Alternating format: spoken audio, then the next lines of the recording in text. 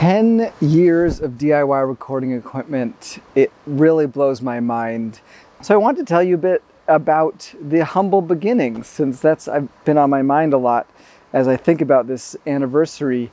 So in 2008, 2009, I was a freelance audio engineer in Milwaukee, Wisconsin, and really hustling, but I just didn't have the gear that I needed to make the sounds that I wanted to make.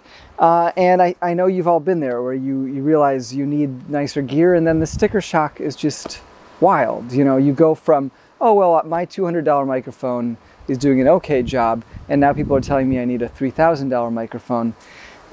So that is when I discovered that there was this kind of obscure niche on the internet where there were these people building their own equipment for pennies on the dollar.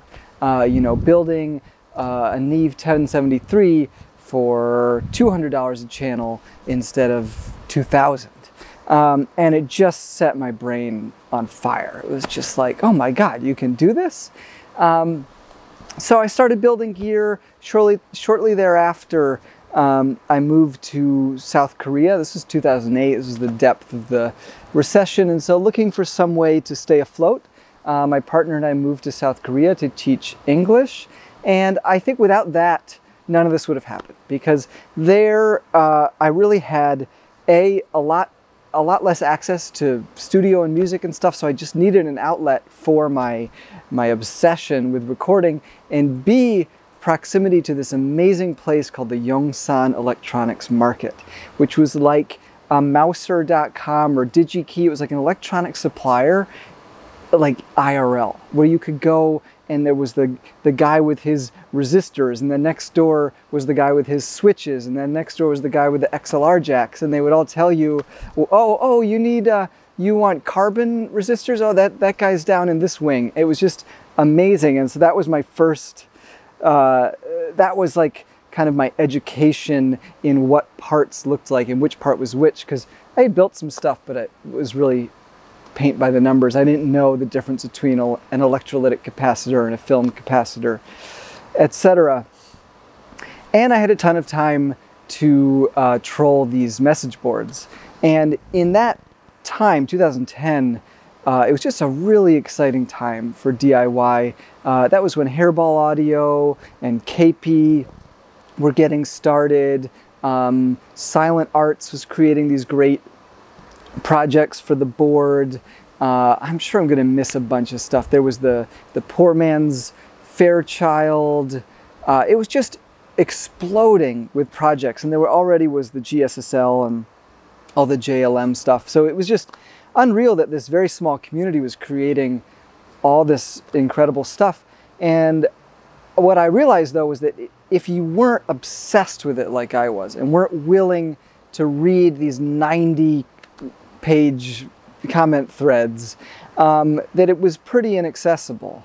And so I thought, oh, I'll start a wiki about all this stuff so that anybody who Googles it can basically get a sense of what's going on without having to do the hundreds of hours of research that I had done. And so that was how the website started. It was just a wiki to kind of collect all the DIY stuff that I thought was so exciting as a fan. And I had no intention of ever being one of those people who made projects, but about a year after that, I was living back. I had moved to Philadelphia, and so trying to get my start in a new city as a recording engineer, and having trouble making ends meet. And I thought, well, I've been on these message boards for long enough now. I could probably put together a Reamp Kit. And I put together a little kit. I had just gotten my grandfather's old Sears standing drill press, and put it in the basement of my apartment. And I found out I could drill these boxes somewhat consistently. But I had so much imposter syndrome. I was so terrified of being exposed as a fraud. I kind of hid it on my own website. My own website, that had thousands of visitors a month. I was like, oh, I'll just put it here. I hope nobody sees it. And 30 people bought it in the first month. And it was like, oh, Okay, but I pulled out, I looked for the oldest one I could find. I don't believe I have any of them from 2011. This is a 2012 model where I had it silk screened with a little schematic there. They don't look like this anymore.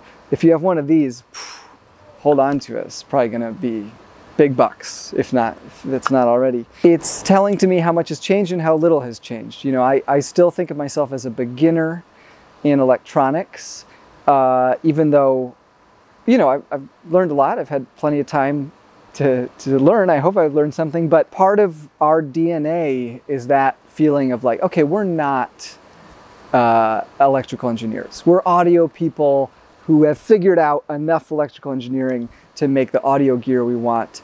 And that's always been a big part of who we are, is making sure that stuff is accessible to the people who are just getting excited about this. And the other part of that I hope still comes through in what we do is just the kind of wonder and joy of learning and education, because if anything, this process has been just a constant education for me, and my materials have been all the incredible free knowledge that people have shared on forums. I mean, I learned so much in just that year in 2010 of just reading these troubleshooting threads for gear I was never going to build, just learning, oh, that's how you figure out if the power rails are working. And so that's where our commitment to sharing knowledge, sharing schematics, tearing down gear comes from, is that this company wouldn't exist without people sharing information in that spirit. So, so there you have it, just some rambling thoughts on 10 years of DIY recording equipment. Main feeling at this, from this vantage point, is gratitude. It's just incredible that so many people are excited about what we do, and thank you sincerely for watching and following and being enthusiastic about DIY. Talk to you soon.